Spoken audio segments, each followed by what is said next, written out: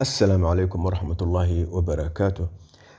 Dad badan oo isticmaala suuqa eBay.com amaba haysta abka eBay ayaa inta badan na weydiiya sida loo isticmaalo amaba looga faa'iideysto suuqa eBay.com. eBay sidaad ogtahayba waa suuq ay Soomaalidu ku kala iibsato alaabooyin celis ah amaba cusub iyo weliba adeegyo noocyo kala duwan. Marka qofku wuxuu awoodaa markuu haysto suuqa eBay app amaba uu galaba eBay.com inuu ka raadsado alaabooyin ay iibinayaan, alaabooyin cusub ama celis ah amaba adeegyo ay hayaan dad u dhow ama deegaankiisa iyo magaaladiisa. Haddii aynu tusaale usoo qaadano mobilkan haddaan u fiirino waxaa la iibinayaa $150, waxaa iibinaya qof jooga Hargeysa.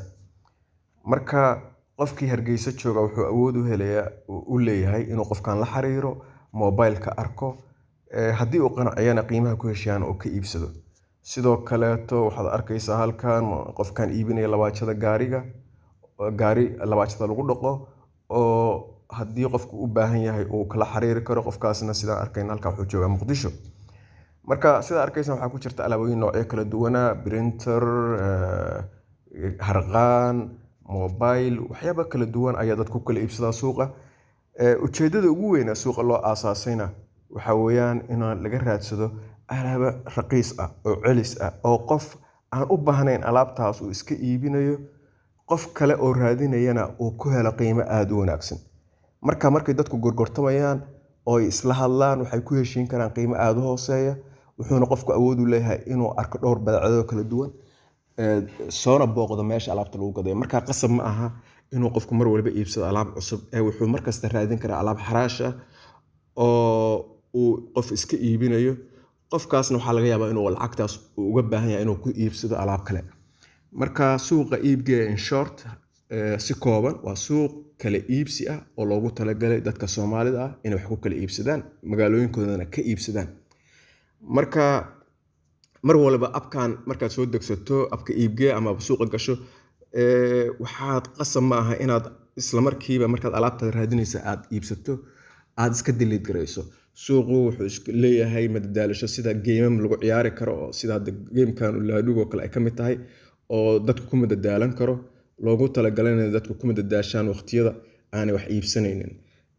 Wuxuu qofku mar walba ka raadin karaa alaab raqiis ah oo qiimaheeda ka hooseysa suuqa si uu dib ugu sii iibiyo.